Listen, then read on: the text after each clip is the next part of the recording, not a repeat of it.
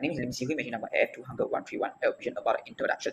Occupational Safety and Health, OSH, have three organizations, which is Department of Occupational Safety and Health, OSH, National Institute of Occupational Safety and Health, NIOSH, and the case we call it SOSO. We focus on OSH officiality because it will do record finding in the headphone. Headphone, the purpose is to identify the factor that may cause harm to the employee and others, and also take into account the likelihood that someone may suffer harm under the condition of the specific instance, as well as any outcome that may follow. And the last one, it can help employee plan, implement, and oversee preventative steps to guarantee that risks are effectively managed. So the type of construction that we will choose in our project is the resistant shear with a multi-story building. Hi everyone, my name is Kong Hui Jun. Now I will continue to present about the risk assessment process. The step 1 is to identify the hazard.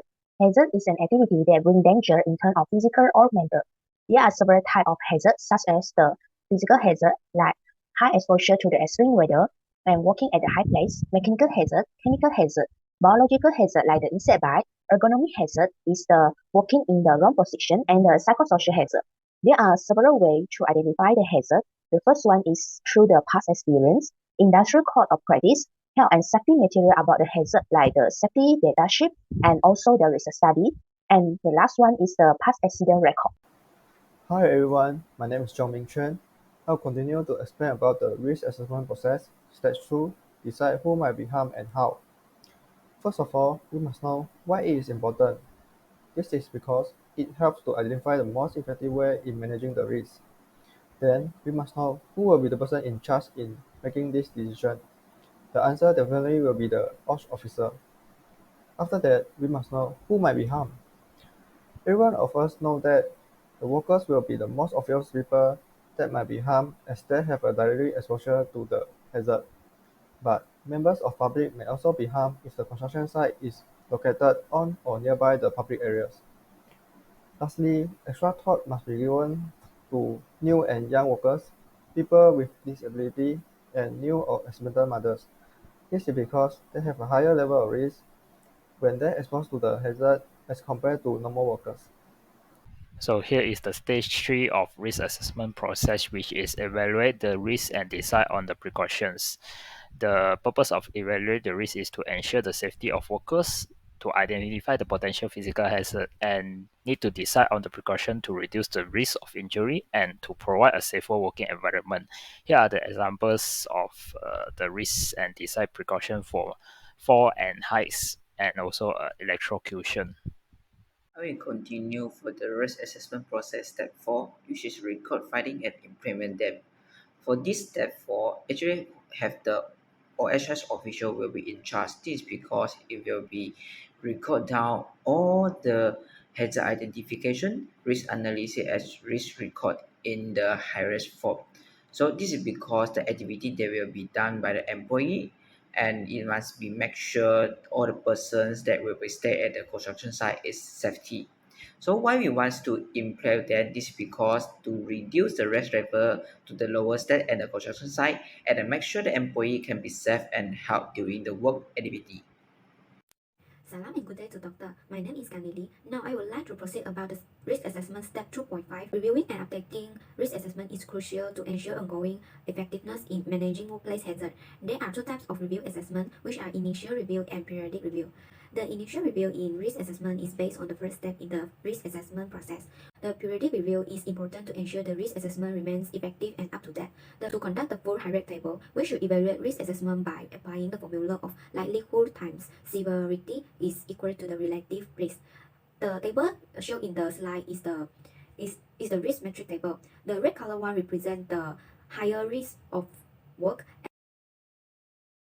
I would like to proceed about the hierarchy form. For the first activity of this simulation construction is the walking at height. For the walking at height, the hazard will be the falling from height and can cause the major injury or permanent disability or fatal. And then for the risk control, this we will discuss in detail in recommendation part.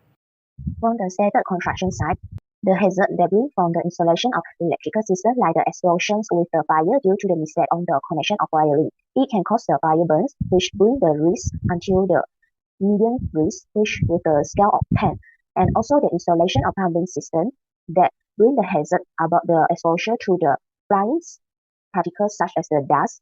It can cause the injury on the unprotected eyes and also the respiratory system.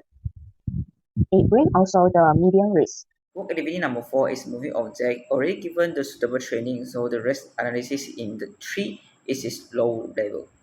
So for this part, I will be explaining the hierarchy form, which for the activities of welding operation and also a manual material handling, both of them having the risk of 3, which is low, and the action can be taken is control of ignition sources for welding operation and also transfer route separately for manual material handling. For pending activities, the hazard is exposed to solvent, which can cause dermatitis, and it has a medium risk. For installation of floor tiles, the hazard is uneven floor, which can cause fall of person, and it has a medium risk also. I would like to proceed about the recommendation. Setting up the scaffold guardrails is most important and should be done before construction work start. The scaffold guardrails must be at least 950 mm tall, ensure safety access and egress road for workers who need to access elevated areas. Moreover, the risk control for working at height is that the worker should be training and experienced. This is because workers who are involved in tasks at height and are appropriately trained. Last but not least, the PPE is considered as the last risk control for working at height. The worker should ensure that they wear appropriate PPE.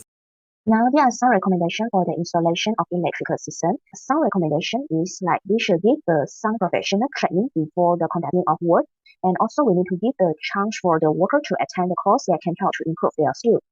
We should let the workers to learn more applicable technology that can be used. The certified workers will enhance the trust from the customer too. Next, for the installation of the plumbing system, there are some recommendations. Since the flying material are big in size, the glass wall can stop them from entering the eye to prevent the eye injuries that may bring to blindness. Also, the mask N95s can offer the filtration of the airborne particle up to 95% to stop the flying material from entering the respiratory system. That's all for my presentations. Thank you. Recommendation of the moving object. The condition is employee move close to the moving object and employee colors using the heavy machine and using heavy machine had the blind spot. And the last one is at night the construction area does not enough light to light out it. So to reduce it, you have to avoid worker close to the moving object and be visible of their surrounding, especially if the object does not have light or ripples. And the last one is personal protective equipment which ensure the worker wears appropriate PPE. For this part, these are the recommendation for the welding operations. So the condition for welding operation will be joining metal components of structures such as beam, column, or pieces to create a strong and durable connection. And the recommendation will be the welder should be undergo proper training or certification to have the necessary skill and knowledge to apply welding. Next will be a fire prevention measure like removing flammable materials and having fire extinguisher are crucial. So for manual material handling will be occurs during the loading and unloading of construction material from trucks or also construction activity after that, which is gathering debris, picking up or discard materials. And here are the recommendations which using mechanical as like dolly, carts or forklift to reduce physical strain or maintaining clear pathway and areas. The recommended control measure for pending activities is using water-based pen to avoid using pen solvents. This is because water-based pen use water as a liquefying agent. The recommended control measure for installation of floor tiles is to apply no entry tab. This is to give warning to non-relevant workers and unauthorized people from entering the working areas. To conclude, the preliminary risk assessment has been complete. The reform in the construction plays a most important role in identifying hazard, evaluate hazard, and control measures.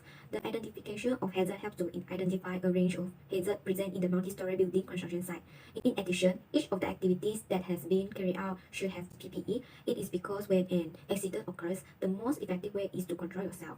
All in all, high reform is a variable tool in the construction site risk assessment process. By flowing through this risk assessment process, the construction site can create a safer and healthier work environment. Thank you.